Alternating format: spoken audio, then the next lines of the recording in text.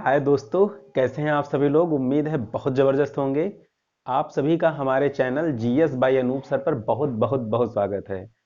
दोस्तों, जैसा कि हम लोग लगातार पढ़ रहे थे हिंदी और जीएस के बारे में, और अभी आपने देखा है कि टीजीटी पीजीटी और जो भी एग्ज़ाम आने वाले हैं उन सभी में हिंदी जीएस का काफ़ी ज़्यादा रोल होने वाला है। तो हम निरंतरता बनाए रखेंगे अपने क्लासों में और हम लगातार अच्छे तरीके से पढ़ते रहेंगे।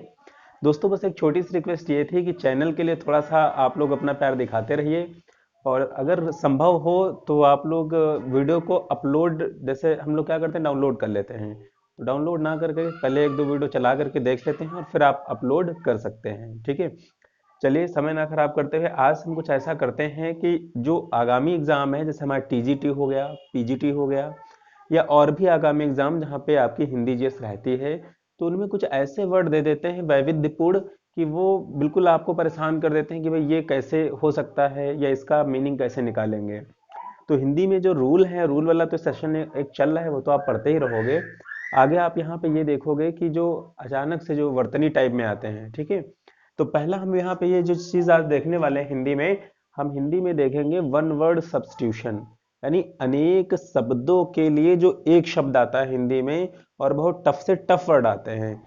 हम जो आपको कराने वाले हैं वो इतने ज़्यादा महत्वपूर्ण हैं कि पेपर में वही आपको दिखाई देंगे कि हाँ, अगर 5-6 क्लासें आपने देखी हैं और 5-6 क्लासों में जितने भी आपको बताए गए हैं संभवतः वहीं से ही आपको प्रश्न मिलने वाले हैं। तो चलिए स्टार्ट करते हैं हिंदी, और हिंदी स्पेशल पीजीटी टीजीटी के लिए, और उसमें भी क्या, अनेक शब्दों के लिए एक शब्द। क्या हम लोग देखेंगे, अनेक शब्दों के लिए एक शब्द। चलिए ठीक है, पहला देखते हैं हम लोग। पहला हमारा क्या है, आस देकर निराश करने वाला।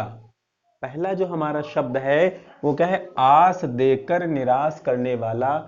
इसका मतलब ये होता है, ऐसे हम समझ लीजिए, जैसे मान के चलिए हम बार बार कहते हैं विज्ञापन आने वाला है, विज्ञापन आने वाला है, लेखपाल आने वाला है, लेखपाल आने वाला है। इतना ज्यादा टाइम हो गया, 2 साल से ज्यादा हो गया, लेकिन लेखपाल नहीं आया है। यानी आस है हमको क्या आएगा, लेकिन ना आ रहा है, तो ये हमको क्या कर रहे हैं, निराश कर रहा है। तो ऐसा शब्द किसी व्यक्ति के लिए अगर प्रयोग होता है, किसी सेंटेंस के लिए प्रयोग होता है हिंदी में, और वहां पे 4 विकल्प दिए जाते हैं और उनमें से आपसे पूछा जाता है कि आस देकर निराश करने वाले को क्या कहते हैं, तो 4 विकल्पों में जहां पर आपको ये दिखाई पड़े वागारू, क्या दिखाई पड़े, वागारू दिखाई पड़े, वही आपका परफेक्ट आंसर हो जाएगा कि आस देकर निराश करने वाले को हिंदी में अनेक शब्दों में हम क्या कहते हैं, वागारू कहते हैं। रट लीजिए इसको आप लोग। दूसरा हम लोग देखेंगे, जो भविष्य में निश्चित रूप से होने को है।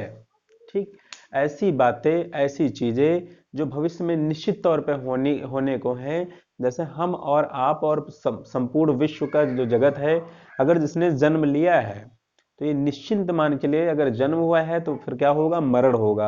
यानी ये वाली बात जो है पूरी तरीके से भविष्य में निश्चिंत है कि हम लोगों का मरण होगा।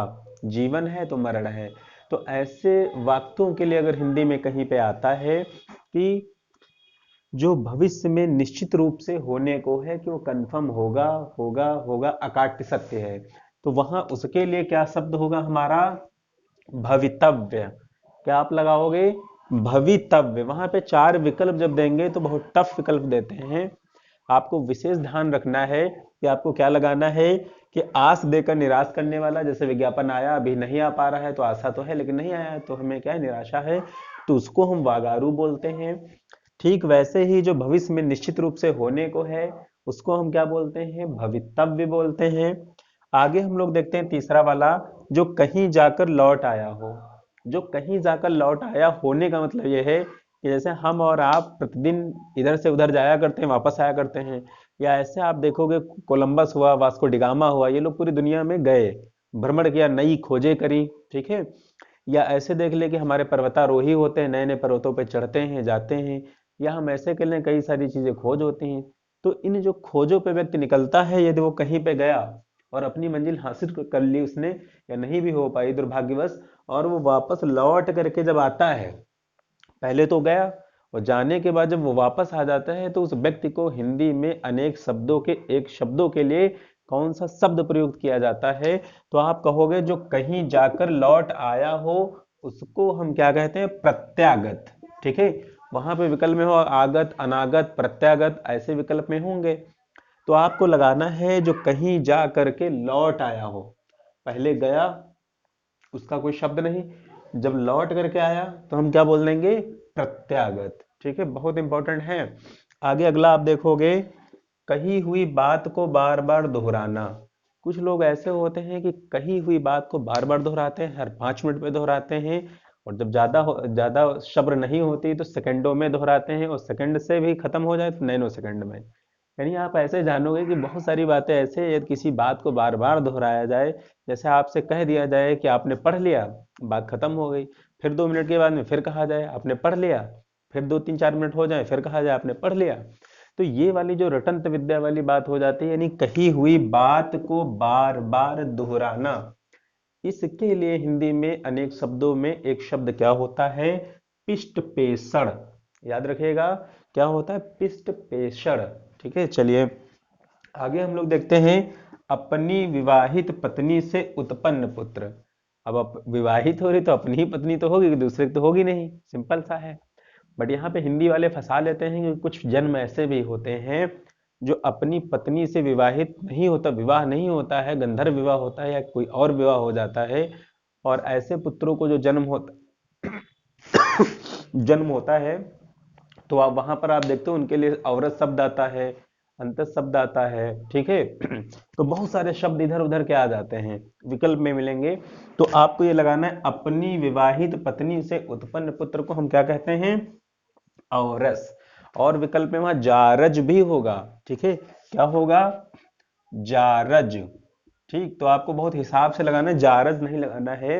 यदि पत्नी आपकी है, आपका विवाह उससे संपन्न हुआ है, और उस वैवाहिक संबंध से यदि कोई आपकी पुत्र या पुत्री होती है, तो उसको हम क्या बोलते हैं, औरस पुत्र। ठीक है, तो औरस पुत्र ही आपको लगाना है, याद रखिएगा बार बार। आगे हम देखते हैं, दूसरों के गुणों में दोष ना ढूंढने की आदत।